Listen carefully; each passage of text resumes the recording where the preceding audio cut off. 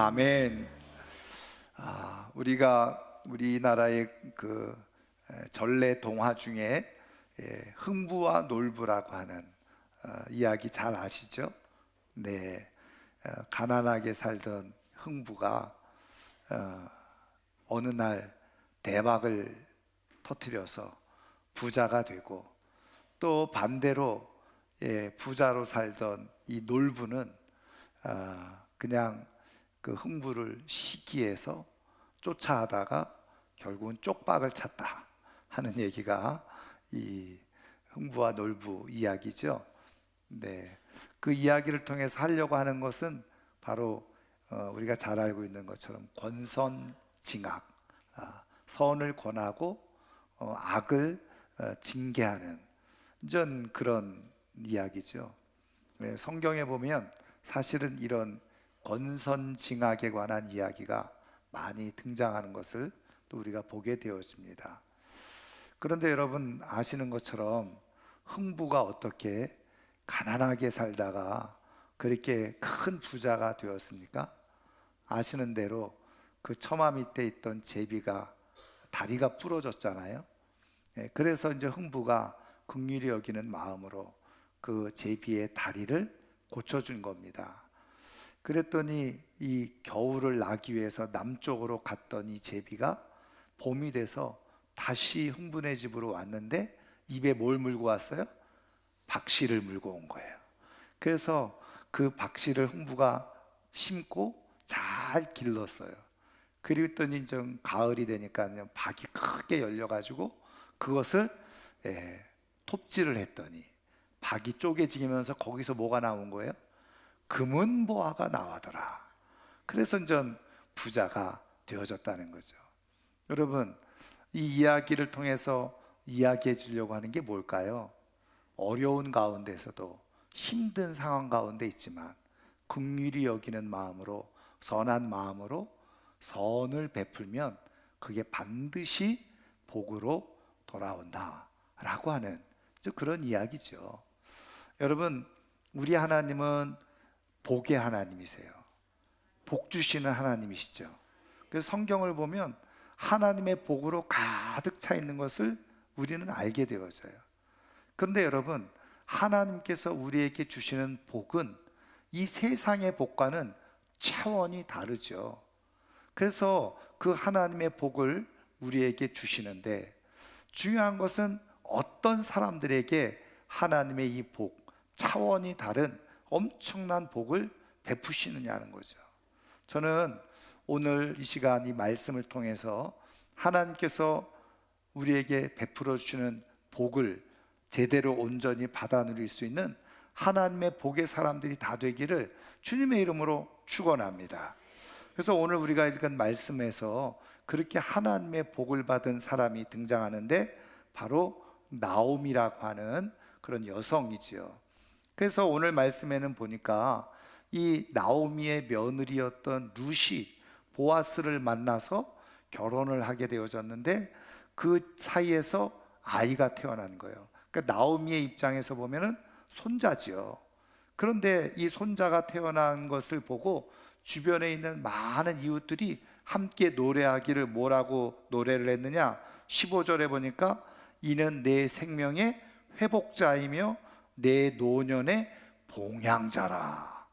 이 손자, 태어난 손자를 가지고 이 나오미의 인생을 다 회복시켜주고 그리고 인생의 노년에 그 물질로 다 충분히 보상이 되어지는 봉양자가 될 것이라고 주변의 사람들이 노래한 거죠.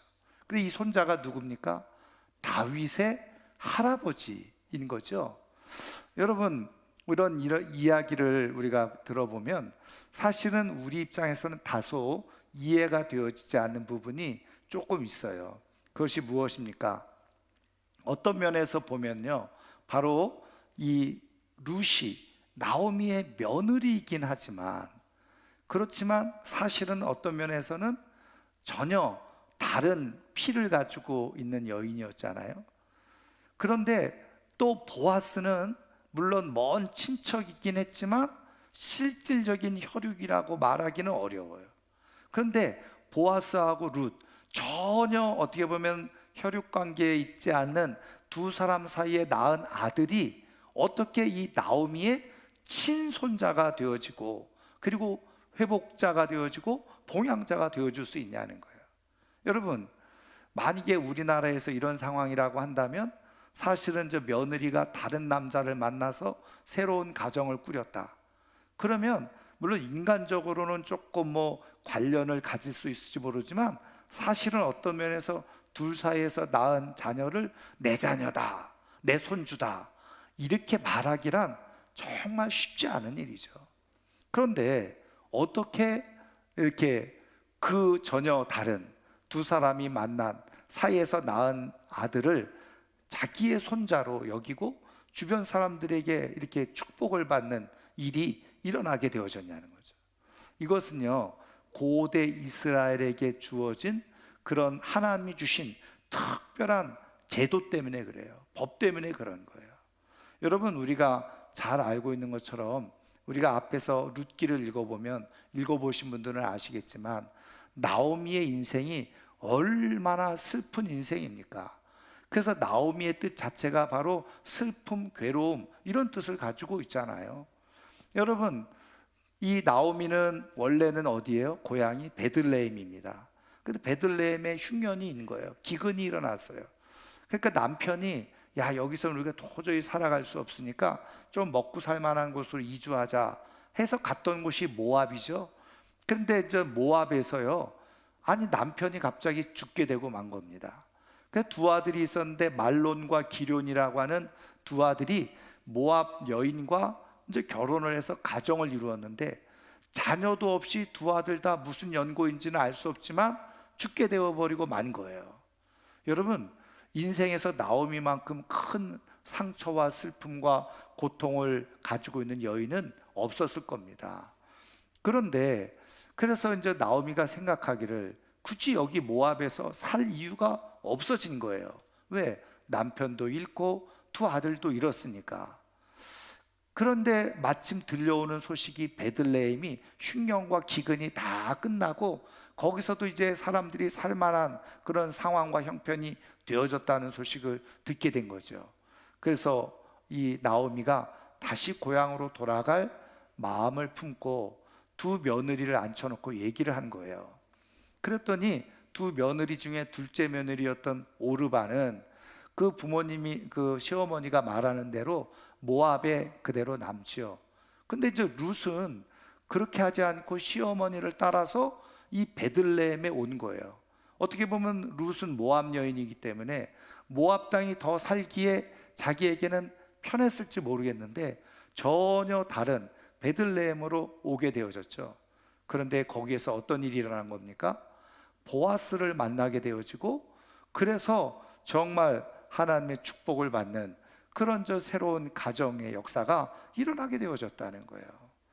여러분, 이 일 가운데서 말씀드린 것처럼 이 나오미가 오늘 이 두 사람 사이에서 태어난 이 오벳을 통해서 회복을 얻게 되어졌다는 거예요. 그리고 기쁨을 얻게 되어지고 그리고 노후가 보장되어지는 삶을 얻게 되어졌다고 하는데 이유가 뭐냐? 말씀드린 것처럼 고대 이스라엘에 하나님께서 정해놓으신 법이 있었는데 그게 뭐냐? 고엘이라고 하는 제도였어요.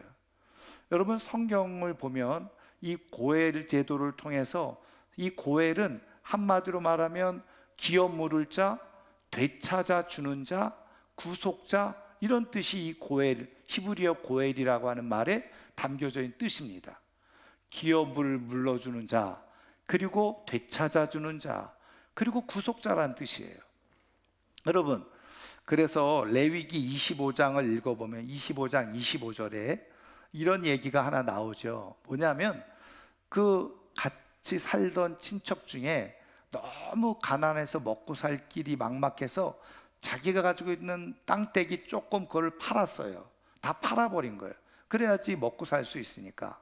그런데 주변에 있는 유력한, 그러니까 좀 부유한 친척이 있었다고 한다면 그 친척이 고엘의 책임을 져야 되는데 그게 뭐냐? 그렇게 팔아버린 땅을 돈을 주고 되찾는 겁니다. 부자 친척이 되찾아서 어떻게 해요? 다시 그 친척, 원래 땅 주인에게 돌려주는 것, 이게 중요한 고엘 제도였어요.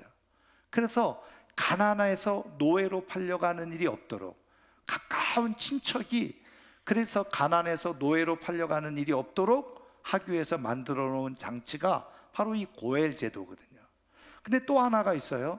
뭐냐면 민수기 35장 19절 이하에 보면 도피성의 이야기가 나오는데, 그 속에서 어떤 이야기가 있느냐면, 만약에 그냥 정말 나쁜 마음으로 다른 사람을 살해를 해요. 고의로 살해를 한 거죠. 그런데 이때 살해를 당한 사람, 이 살해를 당한 사람, 죽임을 당한 사람 주변의 친척들이 그 사실을 알고 보복을 하도록 돼 있는 거예요. 그래서 피해 보복자, 그게 바로 주변에 있는 친척들을 통해서 어떻게 해요?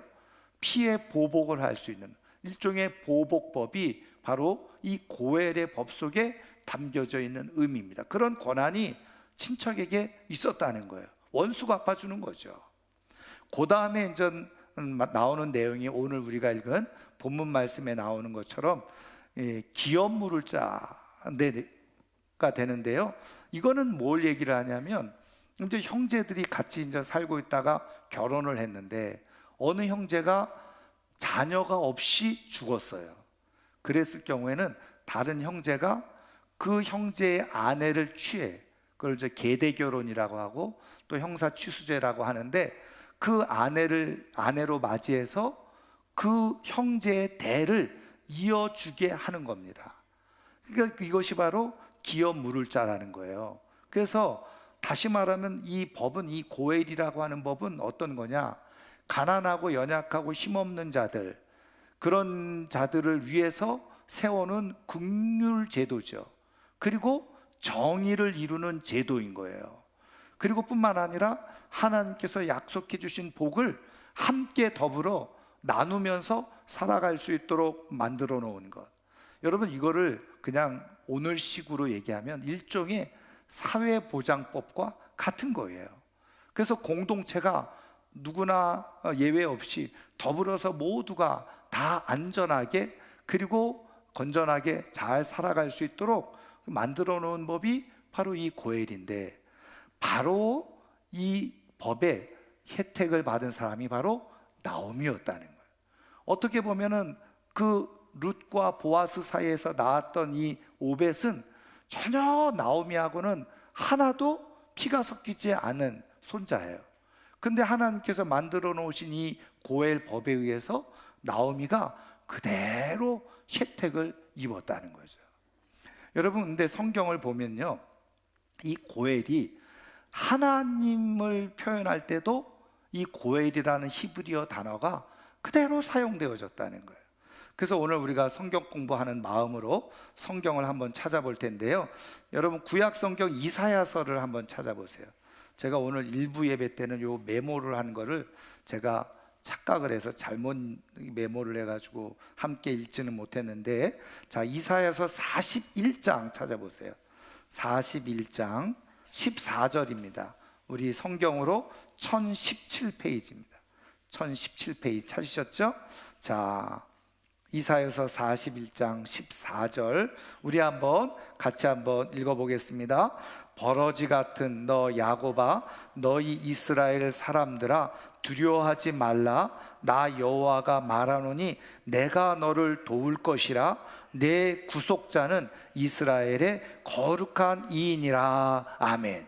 여기에 말씀에 내 구속자는, 이 구속자라는 말이 히브리어 원어로 고엘이라는 말이에요.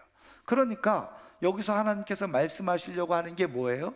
바로 하나님께서 무엇인가 우리를 회복시켜 주시는 분이고 되찾아 주시는 분이시다 하는 것을 여기에 사용하고 있는 거죠. 자, 그런데 이사야만 그런 것이 아닙니다. 우리 앞으로 한번 넘겨보시면요, 욥기서를 한번 찾아보세요. 자, 욥기서 19장 25절인데요. 자, 구약 성경의 780페이지입니다. 자, 욥기 19장 25절. 예. 구약 성경 780페이지 찾으셨죠? 자, 19장 25절 우리 한번 같이 읽겠습니다. 내가 알기에는 나의 대속자가 살아계시니 마침내 그가 땅 위에 서실 것이라. 아멘. 그러니까 여러분, 욥이 이 고난 중에 있을 때에 고백한 게 뭐냐면, 내가 알기에는 나의 대속자가 살아계시다. 그래서 26절에 보면 어떻게 해요? 내가 육체 밖에서 하나님을 보리라 그러죠. 근데 여기 대속자가 바로 히브리어로 고엘이라고 하는 단어라는 거예요. 자, 그러니까 보세요. 하나님은 회복시켜 주시는 분이에요. 고쳐 주시는 분이에요. 회복자라시는 거죠. 그리고 우리 하나님께서 우리가 잃어버렸던 것을 되찾아 주시는 분, 그분이 바로 하나님이시라는 거예요. 그런데 여러분, 우리가 이것이 구약 성경에만 기록되어져 있지 않아요. 여러분, 신약 성경으로 넘어가면 예수님에 대해서 어떻게 해요? 구속자라고 분명하게 성경은 여러 곳에서 말씀해 주고 있죠. 그러니까 예수님이 이 땅에 오신 이유가 뭐예요? 우리 잃어버렸던 것을 되찾기 위해서 오신 분이라는 거예요. 되찾아 주시는 분이라는 거예요. 그럼 우리가 잃어버렸던 것이 무엇입니까? 바로 영생, 영원한 생명을 잃어버렸어요. 하나님께서 우리를 지으실 때 하나님의 형상을 닮은 존재로, 영원히 살아가는 존재로 하나님이 우리를 지으셨는데, 우리가 범죄함으로 인해서 그 영생을 잃어버렸어요. 천국을 잃어버렸어요. 그런데 예수님께서 이 땅에 오신 구속자로서 이 땅에 오신 이유와 목적이 뭐냐? 우리가 잃어버렸던 천국, 잃어버렸던 영생, 잃어버렸던 하나님의 형상을 되찾아 주시기 위해서 예수님이 이 땅에 오셨다는 거예요. 그래서 우리가 예수님으로 말미암아서 우리는 잃어버렸던 영생과 천국을 얻는 복을 누릴 수 있는 위치에 있게 되어진 거예요. 그런 의미에서 여러분, 이 룻기에서 나오미가 받았던 이 복은 사실은 신약 성경에 예수 그리스도를 통해서 우리에게 주실 복을 예표해 주고 있는 거죠. 자, 어쨌든 나오미는 모든 것을 사실 잃어버린 불행한 인생, 슬픈 인생, 괴로운 인생이었어요. 그런데 하나님께서 정해놓으신 이 고엘법에 의해서 그의 인생이 다시 회복되게 되어지고 그 인생을 다시 보장받게 되어지는 그런 축복을 얻게 되어졌다는 거예요. 사랑하는 성도 여러분, 오늘도 우리가 예수 그리스도를 통해서 이 고엘의 은혜를 입은 사람들인 줄 믿으시기를 주님의 이름으로 축원합니다. 자, 그런데 말씀드린 것처럼 예수님을 통해서 주신 이 고엘의 은혜는 단순히 영생만 있는 게 아니에요. 거기에 더 확장되어져서 예수님께서 말씀하신 것처럼 내가 온 것은 양으로 뭘 주기 위해서? 생명을 주기 위해서. 그리고 그 생명은 영생이죠. 그런데 그 영생뿐만 아니라 더 풍성케 해주시기 위해서 오셨다는 거예요. 그러니까 하나님의 베푸신 예수 그리스도를 통해서 주신 이 고엘의 은혜는 그냥 우리가 영생을 얻는 것, 물론 그것이 가장 본질적이고 최고의 복이지만 거기에 덧붙여서 이 땅에 살아가는 동안에도 봉양자, 하나님께서 우리의 삶을 넉넉하게 살아갈 수 있도록 책임져 주시는 은혜가 있다는 거예요. 그리고 더 나아가서 천국에 이르러서도요, 우리가 천국에 이르러서 정말 하나님 주시는 이 영광의 큰 면류관을 얻어 누릴 수 있도록 하시기 위해서 예수님이 이 땅에 오셔서 우리에게 고엘의 은혜를 베풀어 주셨다. 여러분, 저는 이 고엘의 은혜를 다 풍성히 누리며 살아갈 수 있는 하나님의 복된 사람들 되기를 주님의 이름으로 축원합니다. 이 고엘의 은혜가 진짜 복인 거예요.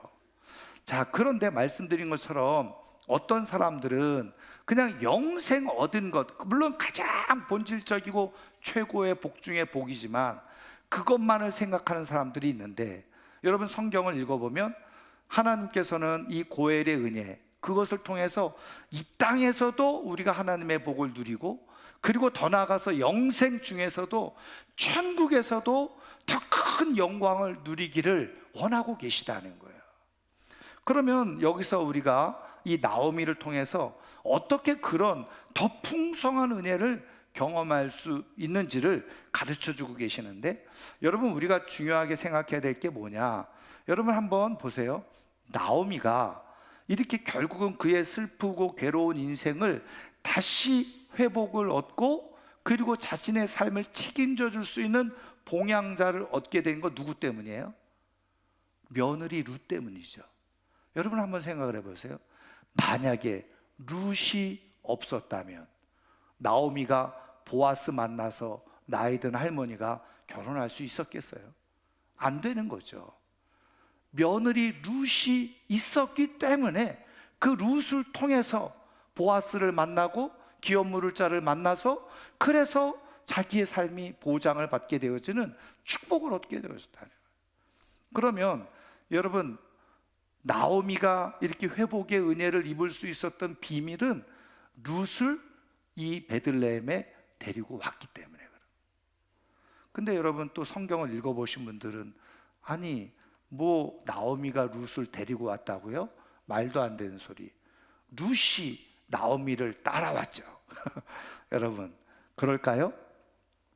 여러분, 뭐 그렇게 보면 그렇게 볼 수도 있는데, 여러분 성경을 한번 잘 생각해 보세요. 여러분, 룻이 왜 나오미를 따라왔습니까? 시어머니가 좋아서? 시어머니가 돈이 많아서? 가면 뭐 뭔가 혜택을 좀 얻을 것 같아서? 여러분, 그렇지 않아요. 여러분, 성경을 읽어보면 룻이 시어머니 나오미를 따라온 이유는 한 가지예요. 뭐 때문에? 어머니의 하나님이 나의 하나님이 되리라, 이 고백이에요. 그러니까 여러분, 룻은 모압 여인이었죠. 하나님에 대해서 몰랐어요. 어쩌면 가까운 이스라엘 사람들을 통해서 왕래하면서 소문은 들었을지 몰라요. 그런데 이 룻이 하나님을 듣고 알고 믿고 깨닫게 되어진 건 누구를 통해서요? 결혼을 해서 나오미를 만나면서부터요. 그래서 나오미가 힘들고 어렵고 가난했지만 하나님에 대해서 이야기를 했겠죠. 우리는 하나님을 믿는 집안이야, 너도 하나님을 믿어야 돼. 그리고서 이야기를 해준 거예요. 여러분, 물론 그렇다 그래서 며느리가 다 믿는 건 아니겠죠.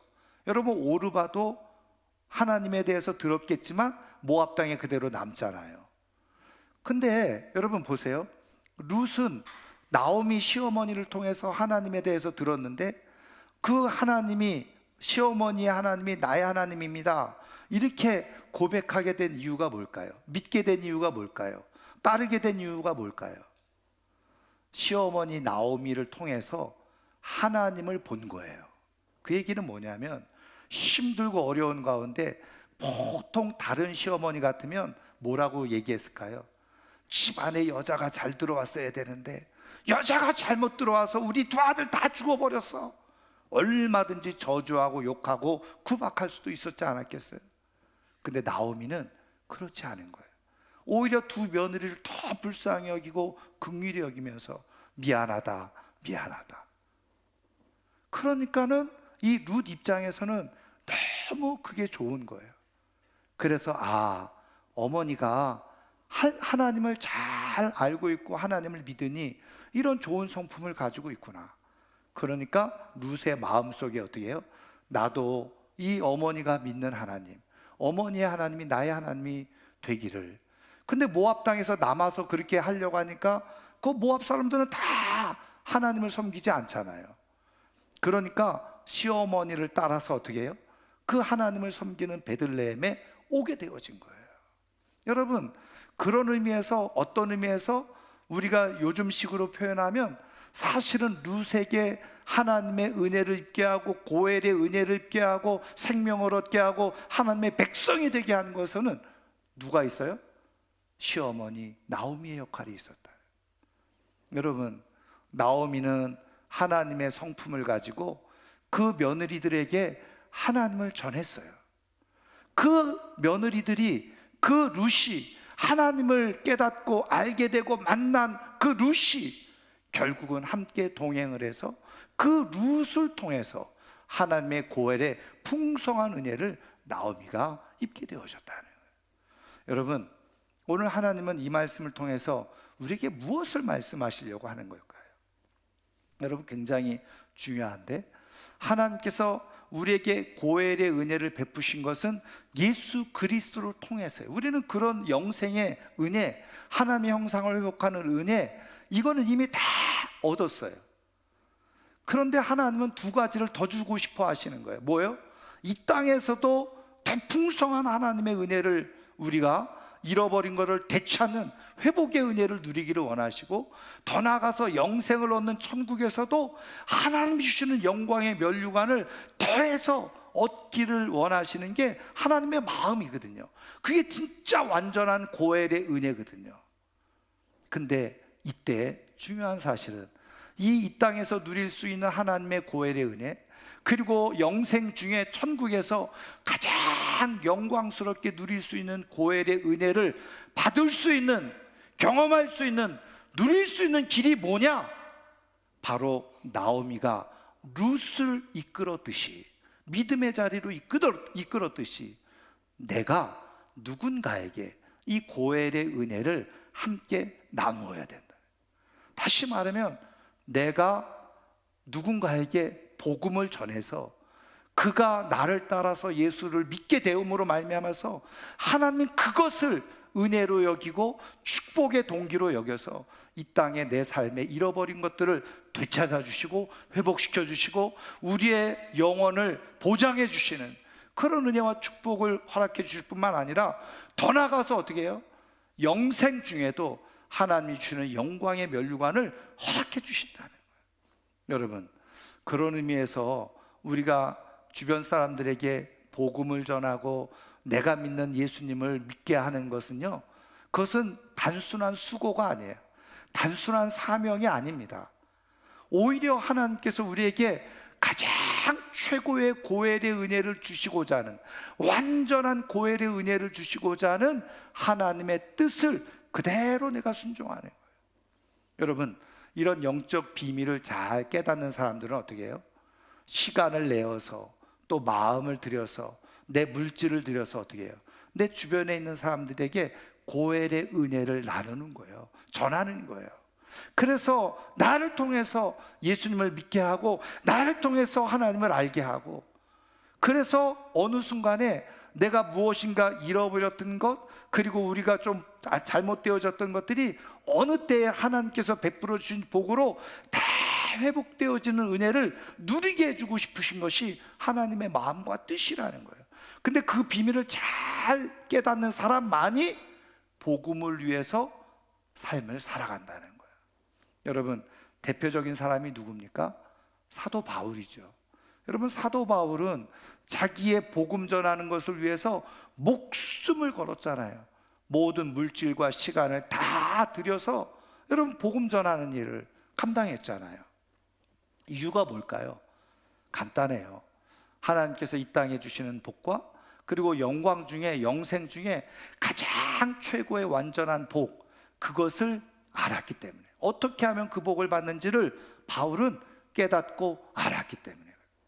그래서 여러분, 데살로니가전서 2장 19절 20절 말씀에 보면 바울이 이렇게 선포를 하죠.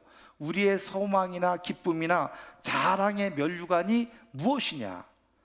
그가 강림하실 때 우리 주 예수 앞에 너희가 아니냐? 너희는 우리의 영광이요 기쁨이니라. 여러분, 이 고백이 뭐예요? 너희들, 다시 말하면 사도 바울을 통해서 예수님을 믿고 복음을 받아들인 사람들, 그 사람들이 바로 소망이고 기쁨이고 자랑의 면류관이라는 거예요. 우리 주님께서 다시 오실 때 자랑할 것이 뭐냐? 너희들이 바로 나의 자랑이라는 거예요, 하나님 앞에서. 그래서 너희들이, 다시 말하면 나로 말미암아서 복음을 전해서 구원받고 고엘의 은혜를 입은 너희들이 나에게는 영광이고 기쁨이다, 이렇게 고백하고 선포하고 있는 거예요. 여러분, 여기에 담겨져 있는 의미가 뭡니까? 우리가 주님 앞에 섰을 때 이 세상에 있는 것 자랑할 것 하나도 없다는 거예요. 돈 가지고 자랑할 수도 없고, 지식 가지고 자랑할 수 없고, 학벌 가지고 자랑할 수 없고, 세상적 지위와 권력, 그런 것 가지고 하나님 앞에 내세울 거 하나도 없다는 거예요. 나는 이 땅에서 대통령 하다 왔습니다, 국회의원 하다 왔습니다, 구청장 하다 왔습니다, 뭐 동장 하다 왔습니다, 다 쓸데없는 거예요. 근데 하나님 앞에서 유일하게 내세우고 자랑할 수 있는 것은 단 한 가지인데, 하나님의 고엘의 은혜를 나누어서 나 때문에 구원받은 누군가, 광진교회 무슨 집사는 나로 인해서 복음을 전해 받았습니다. 그걸 하나님 앞에 유일하게 자랑할 수 있는 거 그거 하나예요. 그런데 하나님께서는 어떻게 해요? 그거를 귀히 여기시고 그에게 어떻게 해요? 면류관을 씌워주신다는 거예요. 여러분, 영적인 비밀을 아는 사람은요, 그래서 전도하는 것을 수고로 여기지 않아요. 귀찮게 여기지 않고요. 그 힘든 걸 왜 나한테 시켰어? 그게 아닌 거예요. 이것은 나의 삶을 복되게 하고 하나님의 고엘의 은혜를 더 풍성히 누리게 하고, 내 삶이 힘들고 어려울 때 나를 회복시키시고 나의 인생을 책임져 줄 수 있고, 더 나아가서 영광 중에 하나님 앞에 자랑할 수 있는 유일한 면류관, 그것을 깨닫기 때문에 그 영적인 비밀을 깨닫는 사람이 어떻게 해요? 수고를 마다하지 않고 물질을 들여서 기꺼이 내 주변에 있는 사람들에게 고엘의 은혜를 나누는 거예요. 내가 믿는 하나님, 내가 믿는 주님을 너도 믿었으면 좋겠다. 그리고서 전하는 거예요. 여러분, 하나님의 뜻을 모르는 사람들은, 하나님의 계시를 모르는 사람들은 전도를 우습게 여기죠. 해도 되고 안 해도 되는 것처럼 착각하고 있죠. 그래서 평생 예수 믿어도 단 한 사람, 나를 통해서 예수 믿는 사람이 없는 불행한 인생을 살아가는, 여러분, 그런 사람들이 하나님 앞에 섰을 때 뭐라고 얘기하는지 아세요? 성경 표현대로 하면 유구무원이더라. 할 말이 없는 거예요. 너 뭐 하다 왔냐? 저는 열심히 강아지 키우다 왔습니다. 강아지 산책시키고 강아지 먹이고. 여러분, 그 시간에 다른 영혼을 돌볼 수 있다고 한다면, 나는 열심히 세상에서 내 권위를 위해서, 권력을 위해서, 내 돈 벌기 위해서 열심히 뼈 빠지게 일하다 왔습니다. 다 소용없어요. 그런 사람들은 다 유구무원, 말할 게 없어요. 고개 푹 숙이고 주님 앞에 있는 거예요. 구원은 받았을 때 성경 표현대로 부끄러운 구원밖에는 없는 거죠. 부끄러움을 느끼는 거예요, 하나님 앞에 섰을 때. 근데 여러분, 나를 통해서 누군가가 예수 믿었어요. 주님, 내가 그래도 내가 저 사람을 주님께로 인도해서 저 사람이 주의 몸된 교회 집사가 되고 권사가 되고 장로가 되지 않았어요. 그거는 당당하게 자신 있게 얘기할 수 있다는 거예요. 여러분, 하나님은 그것을 그대로 갚아주시는 거예요. 사랑하는 성도 여러분, 그래서 이 고엘의 은혜를 아는 사람만이 고엘의 은혜를 나누려고 하는 거예요. 그리고 하나님의 깊은 마음을 깨닫는 사람만이 어떻게 해요? 또 다른 사람에게 이 하나님의 고엘의 은혜를 전하고, 나를 통해서 그 사람이 전남을 받아서 고엘의 은혜를 받는 역사를 경험하며 살아가는 거죠. 저는 이번 사순절 기간에 우리가 예수님의 흔적, 예수님이 이 땅에 오신 것은 고엘의 은혜를 주시기 위해서 오셨어요. 나뿐만 아니라 내 가족들, 내 주변 사람들에게. 여러분, 정말 힘써서 정말 기도하는 가운데 내 주변에 있는 사람들이 나를 통해서 정말 이 고엘의 은혜를 함께 얻는 축복이 있기를 주님의 이름으로 축원합니다. 아마 사순절 기간뿐만 아니라 더 나아가서 우리가 주님이 부르시는 그날까지 내게 허락되어진 내 주변에 있는 영혼들, 나를 통해서 고엘의 은혜를 다 덧입는 놀라운 은혜와 축복이 있기를 주님의 이름으로 축원합니다. 그래서 어느 순간에 내 인생이 뭔가 꼬이고 안 되고 힘들 때 여러분 기억하세요. 하나님은 그거를 다 기억하셨다가 그를 통해서, 누군가를 통해서 내 인생을 다시 회복시켜 주시고 채워주시고, 더 나아가서 하나님의 영광 중에 나타나게 될 때 여러분, 의의 면류관을 우리에게 씌워주시는 축복이 있는 줄 믿으시기를 주의 이름으로 축원합니다. 하나님의 뜻을 아는 사람, 하나님의 고엘의 은혜의 비밀을 깊이 아는 사람만이 복음을 전해요. 전도하는 일에 힘을 기울이게 되어져 있어요. 우리가 힘써 전도하는 가운데 하나님의 고엘의 은혜가 더 풍성히 완전히 내 삶에 경험되어지기를 주님의 이름으로 축원합니다. 이제 말씀을 마치려고 하는데요.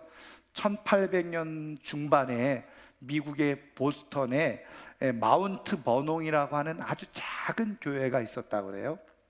그런데 그 교회 주일학교 선생님이 한 분 있었는데 성격이 굉장히 소심하고 신경이 굉장히 예민한 편이었다는 거예요. 그러니까는 당연히 교사로서 좀 소심하게 그렇게 이제 사역도 하고 신앙생활도 했던 거죠, 소극적으로. 그런데 어느 날 그 선생님의 반에 한 아이가 오게 된 거예요. 근데 기록에 의하면, 그 선생님의 기록에 의하면 이 아이를 보는 순간 영적으로 굉장히 어둡고, 그리고 한편으로 얘기하면 별로 그의 인생이 유익하지 않은, 그러니까 유익한 인생이 되지 않을 것처럼 보여지는, 한마디로 표현하면 볼품없는 아이가 왔다는 거죠. 굉장히 우울하고 어둡고 별로 희망이 보이지 않는 그런 아이가, 학생이 반에 배치가 되어진 거예요. 오게 된 거예요. 그러다 보니까 선생님도 별로, 소극적인 선생님이니까 또 소심한 성격이니까 별로 이 아이에 대해서 큰 관심을 기울이지 않았어요. 그러다 보니까 이 학생도 교회를 왔다 갔다, 어느 날 왔다가 어느 날 안 왔다가, 그리고 별로 신경을 안 쓰게 된 거예요. 그런데 이 선생님이 한 가지 한 일이 있어요. 뭐냐면 당연히 선생님으로서 가장 중요한 책임이 뭐예요? 맡겨진 아이들을 위해서 기도하는 거였어요. 그래서 그냥 쭉 어느 날 이름을 불러가면서 기도하는데 하나님께서, 성령께서 마음에 강하게 부담을 주시는 거예요. 이 아이가 지금 몇 주 나오지 않았는데 찾아가고자 하는 마음이 생겼어요. 그래서 이 아이를 찾아갔어요. 찾아갔더니 이 아이가 자기 집이 있는 게 아니라 구두 수선공으로 일하면서, 그 수선공으로 일하는 뒷방, 그 구두집 뒷방에서 혼자 기도하고 있었던 거죠. 그래서 이 아이를 찾아갔습니다. 방에 둘이 앉아가지고 하나님 앞에 기도를 드리고 찾아온 이유를 얘기하고, 그리고 자세하게 복음을 전했어요. 근데 놀라운 사실은 별로 복음에 관심이 없을 줄 알았던 이 아이가 그 복음을 그대로 받아들이는 거예요. 예수님을 영접하고 예수님을 영접하는 기도를 하는 거예요. 그리고서 눈물을 흘리면서 감격을 하는 거예요.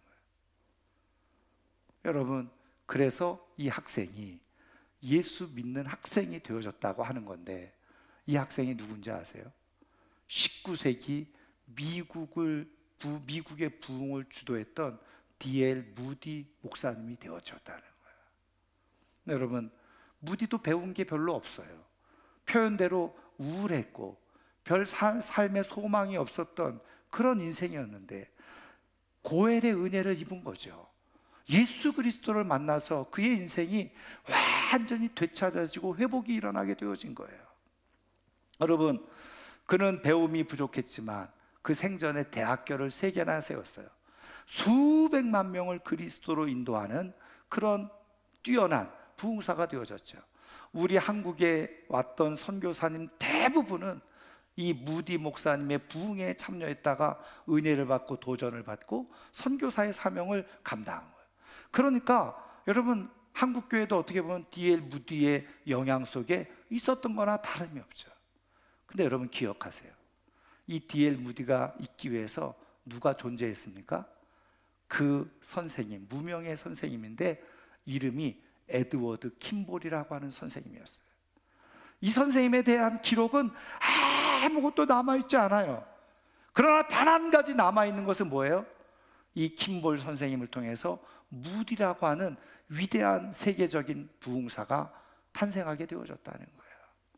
무디 목사님의 이야기가 소개되어지고 전해질 때마다 덧붙여서 소개되어지는 사람이 바로 이 에드워드 킴볼 선생님이었다는 거죠. 여러분 기억하세요. 오늘 내가 누군가에게 전했던 이 복음의 한마디가 그 사람의 영혼을 되찾고 회복이 될 뿐만 아니라 더 중요한 것은 그를 통해서 하나님께서 놀라운 일을 행하실 때에 여러분 그 이름값이 나에게 복이 되어진다는 사실을 꼭 기억하시기를 주님의 이름으로 축원합니다. 사랑하는 성도 여러분, 영적 자녀를 두세요.